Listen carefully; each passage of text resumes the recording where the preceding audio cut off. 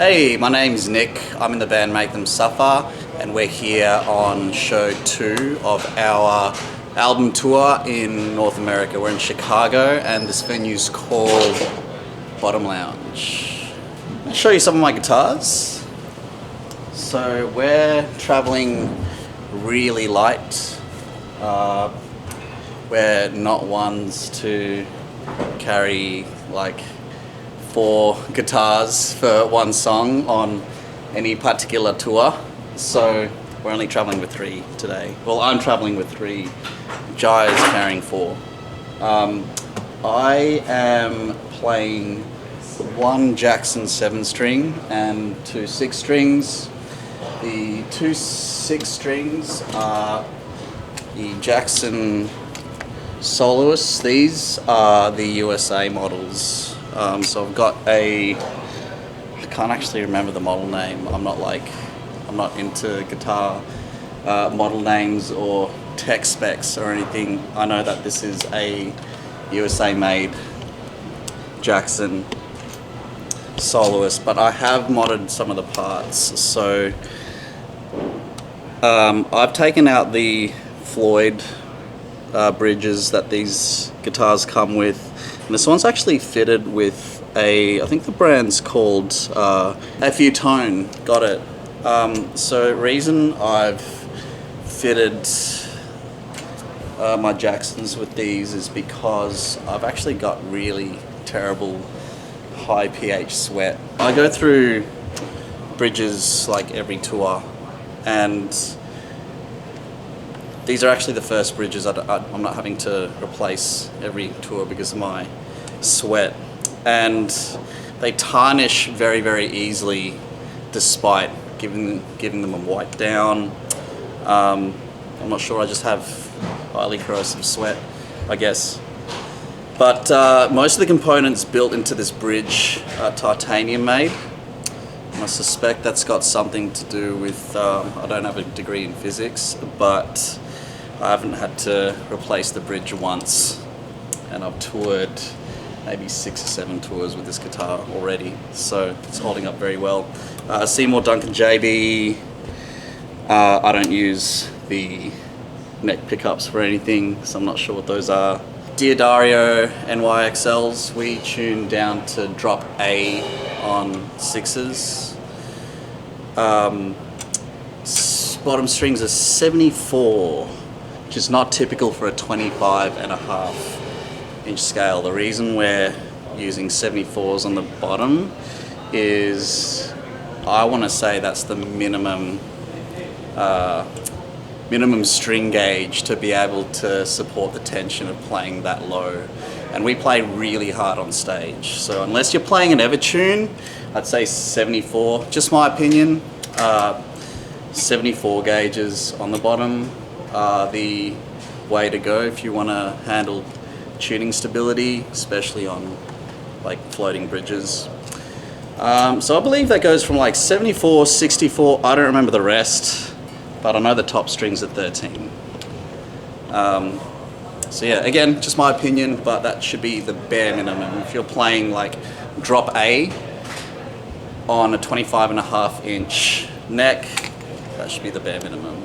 Yeah, your standard volume tone pot. I don't use either of those for anything except maybe the volume pot sometimes, just to mute the guitar in between tracks. I don't do too much like tone-wise with my guitar on stage. It's like one guitar tone across the entire set, and then you might have like a reverb and echo delay for some of the leads and a high pass filter. That's it. So the use of like volume knobs, tone knobs, it's very typical. Like I don't touch them at all basically. Now I've had this one for a while. This is a Pro Series SLA2 or SL2A model, I believe it's called. I got this in 2017, and it's kind of becoming my Frankenstein. Like I've been adding mods to this particular guitar just to experiment with like different humbuckers, different types of bridges. But I'm pulling this one a lot. I'm pulling this one out a lot still, just because I don't know what it is. It's not the, it's not the most expensive wood. The hardware was relatively like budget cheap, but it just works for me. For some reason I keep going back to pulling this guitar out on tour. I think part of it's because we move around on stage a lot, and I just crack the shit out of my instrument, so I don't care if this one gets busted a little bit. But on this particular guitar, I have refitted the humbuckers with bare knuckle silo, which is a Rebea's model, I'm pretty sure. Those metalcore parts in drop A, very, very, very, very good for them. The bridge, I've replaced these with, this is Goto hardware again. Sweat's corrosive, and they hold up better than the Floyds for whatever reason, probably higher quality composition of metal, I'm not sure, but I don't have to replace these as often. Same as the tuning hardware, it's all Goto. 25.5 inch again, and same gauge strings, 74s down to 13. Same tuning, yeah, so drop A, 74 to 13, 25 inch scale. It's exactly the same. So I interchange between the two for different songs. This one, the American-made soloist has a full rounded tone, great for tracks with like big chords. In particular, let's say for example Ether. I like pulling out the USA made Jacksons for that fuller sound. This one's got a bitier, kind of has that bolt-on sound, like the highs and high mids sort of cut through. And the bare knuckle pickups actually have a lot to do with that as well, the silos.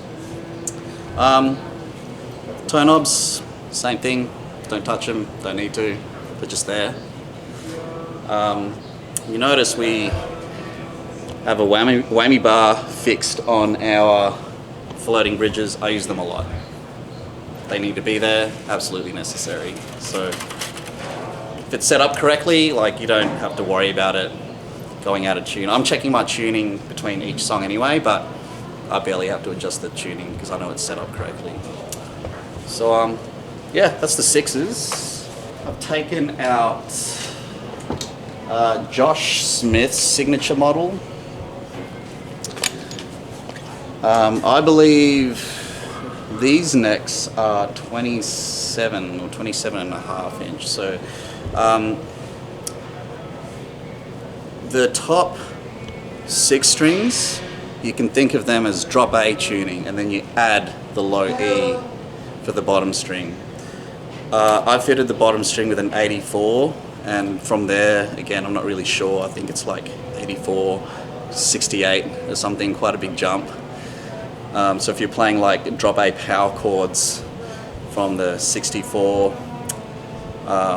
get much more clarity, I guess. Not that we're doing it too much on these guitars, but you have that there just in case you want to play them. 13 is the lowest, that's right.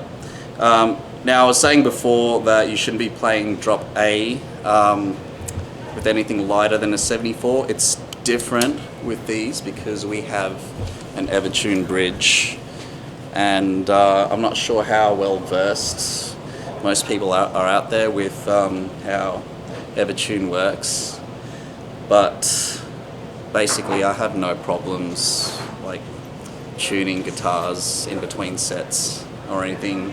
This is used in the studio, I can use it live. I set it to a sweet spot so I can still get those bends and everything is in tune. Like I don't have to touch it in between sets. The guitar comes with bare knuckle impulses, which is also Josh's signature, I believe. So the whole thing is Josh's guitar. The body's his signature model. The impulses are his signature models as well. So impulses, great for lower tunings. I feel like we need them on those like lower drop E tracks, Doom Switch, oscillator, anything using the low E. Impulses really bring out those like low bows, you know, like the black hole sounding like zero notes. Yeah, so not much going on here. Quad Cortex, anyone not familiar with like analog versus digital, basically we're not traveling with amps and guitar cabs everywhere, so you kind of need like a hardware unit to simulate guitar head, guitar cab with mic. And neural DSPs are considered industry standard by most people's account these days. 3 different patches for 3 different guitars, that's it. 1 tone for each guitar running through the entire set, and then I have a switch for like low pass or high pass filters and a switch for like echo delay and reverb for the lead channels. That's it. I believe our models are based off a blend of EVH and PV, or EVH and Bogner Uberschall. I could be wrong. I know the first one's EVH. We've always modeled every track, everything that's written on guitar off EVH. And I believe it's a blend with Bogner. I know that's what we did in the studio. I'm just not 100% sure that's what we're running live. I just know it's a blend between EVH and something else. Don't quote me on that. This is a Seymour Duncan Power Stage 170. Very, very useful if you're not touring with cabs. Right now, we're actually touring with cabs. We can't fit them on stage. But what we usually might do is, say you got more space on stage, we might have a cab situated here, just a stage sound, so the sound's traveling this way, not interrupting the front of house operator's mix. And I have a signal that runs from the quad cortex, from the power amp into the quad cortex into the guitar cab, and that just powers the guitar cabinet, basically. And there's a separate signal for guitar that goes to front of house and another one that goes to the cab. So the one that goes to the cab obviously bypasses a cab sim. Shure GLX D16 tuner wireless guitar system. That is a foot switch to doubles up as a tuner and a mute switch, I guess, and it is also the wireless transmitter for the belt pack that goes on the guitar strap. So this is our touring rig. A lot of bands have this entire thing shelled in like a massive case where it's all like hard lined in, you can't take them out. We're traveling internationally, so we can't afford to take like freight something this big overseas. It takes too long and it's too expensive. So everything has to travel in parts. So we have a playback rack, an IEM rack, any monitor rack, a mixing rack, and that is our split. So everything that is being played on stage runs into the split, and the split sends those signals to our Behringer X32 mixing rack. So we've got our own mixers. We don't run with foldbacks. We don't need a monitor engineer to like control our mix every night. It's the same every night. And the split also sends everything that's running on stage out to front of house. So that's what we have a split for. The X32 is kind of the brain for the S32 splitters. So our X32 is telling these two what to do. Sennheiser IEMs, again, considered industry standard.